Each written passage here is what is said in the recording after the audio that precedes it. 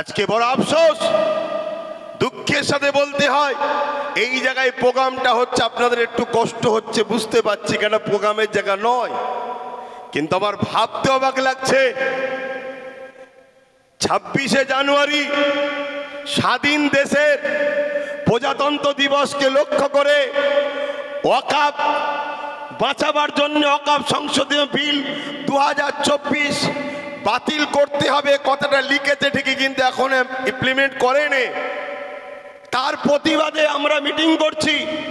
মাদ্রাসা শিক্ষা বাঁচাবার জন্য অনগ্র শ্রেণী সংখ্যালঘু মুসলিম সম্প্রদায়ের ওবিসি থেকে যে নামকে বাদ দেওয়া হয়েছে, এটা অধিকার নিবার জন্য আমরা আন্দোলন করতে নেমেছি, অথচ রাজ্য সরকার এবং তার প্রশাসনকে দিয়ে বিভিন্ন ভাবে আহলে সুন্নাত ওয়াল জামাতের এই প্রোগ্রামকে হ্যারেস করছে। কেন রাজ্য সরকার জানে আব্বাস সিদ্দিকী আসলে কেন্দ্রের বিজেপির বিরুদ্ধে বলবে, ওয়াকফের পক্ষে বলবে, দেশের পক্ষে বলবে, দেশের আদিবাসী দলিত মতুয়া হিন্দু সাঁওতাল ভক্তি যুব সমাজ বেকার যুব সমাজের পক্ষে বলবে। তাই কেন্দ্র সরকারের বিরুদ্ধে বলাটা রাজ্য সরকারেরও ঠিক পছন্দ নয়। কেন? আমরা তো সেটিং এ কাজ করছি। আমি বলি শুধুমাত্র মুসলমানকে বোকা বানিয়ে ভোট লবো বলে এই সেটিংটা কেন্দ্রের সঙ্গে আমার করা আছে, যে দাদা কিছু মনে করবে না, একটু না বললে মোল্লারা আমার থেকে পালাবে, আর মোল্লারা যদি এক কাট্টা হয়ে যায় তোমার আমার উভয়ের কপালেই কিন্তু ছিঁড়া জুতো ঝুলবে। কথা বুঝছেন না বোঝেন রে? এজন্য সেটিং। কিন্তু আব্বাস সিদ্দিকী যখন বলবে এটা তো সেটিং এ নয়, এটা তো এখান থেকে বলবে। আর না হয় আমরা আজকে স্বাধীন দেশের প্রজাতন্ত্র দিবসের দিনে একটা প্রোগ্রাম করব, এতে এত সমস্যা কিসের? এতে এত বাধা কিসের?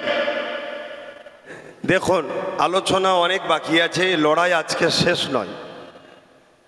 দীর্ঘ 100-150 বছর ধরে লড়াইয়ের পর আমার দেশ স্বাধীন হয়েছে। সেই দেশকে আবার ভেতর থেকে আস্তে আস্তে কুড়ি খোকলা করা হয়েছে। এই ঘাকে মিটাতে গেলে আমাদের ঘরও 20-30 বছর ধরে লড়াই করতে হবে। আপনারা হাঁপিয়ে যাবেন না তো? সাক্ষী দিয়ে বলছেন তো, লড়াই করবেন তো দেশের জন্য? এই যে মসজিদের আজানটা হচ্ছে, আজান হোক চান তো নাকি? আজকে কখনো খেয়াল করে দেখেছেন ওয়াকফ সম্পদ দীর্ঘ স্বাধীনতার পর থেকে কম বেশি সবাই লুটে খেয়েছে।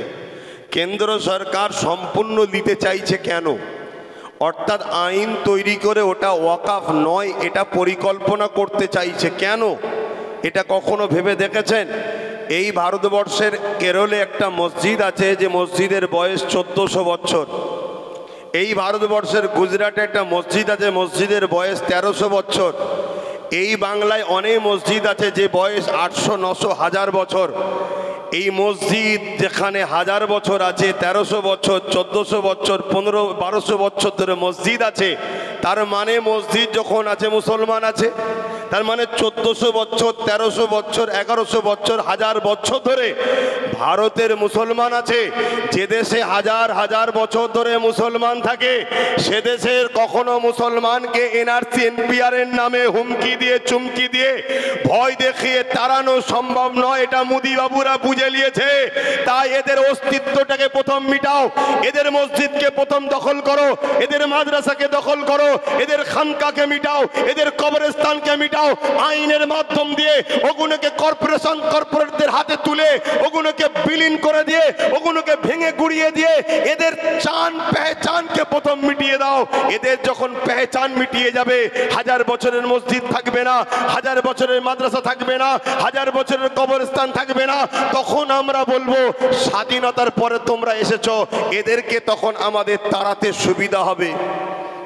তাই আজ আপনাদেরকে বলবো, এ লড়াই শুধু রুজি রুটির লড়াই নয়, এ লড়াই ভারতবর্ষে আগামী দিন থাকবো না, এ লড়াই আমাদের বাচ্চারা ডিটেনশন ক্যাম্পে যাবে না স্বাধীনভাবে মাথা তুলে বাঁচবে। এ লড়াই, এটা সেই লড়াই। নেতাজি যদি পুরো দেশবাসীর জন্য লড়তে পারে, হাসপাকুল্লাহ খান যদি পুরো দেশবাসীর জন্য লড়তে পারে, তিতুমির যদি পুরো দেশের জন্য লড়তে পারে, পারে, সিধু কানু যদি পুরো দেশের জন্য লড়তে পারে, বিরসা মুন্ডারা যদি পুরো দেশবাসীর জন্য লড়তে পারে, আমি আপনাকে বলছি আপনি আপনার পরিবার, বাচ্চা, সন্তানের জন্য আপনি নিজেকে উঠে দাঁড়িয়ে লড়াইয়ের দরকার আছে না নয়?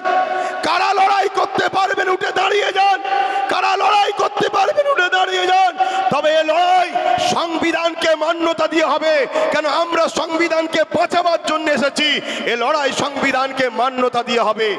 আজকে বড় দুঃখ লাগে রাজ্য সরকার, আজকে রাজ্য সরকার সে ওয়াকাফ বিলের পক্ষে না দাঁড়িয়ে বলেছিল ওয়াকাফকে সংরক্ষণ করে দেবো, বলেছিলেন তো নাকি?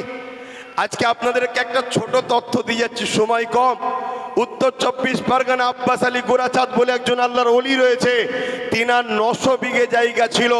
রাজ্য সরকারের দয়াতে সেই 900 বিঘেটা এখন আছে হচ্ছে মাত্র 92 শতক। কত বিঘে জায়গা? 900 বিঘে জায়গা আছে কত? 92 শতক। তাহলে বাকি জায়গাটা কে ছেড়েছে? তাহলে কেন প্রোগ্রামটা বাধা দেওয়া হচ্ছে বুঝতে পারলেন?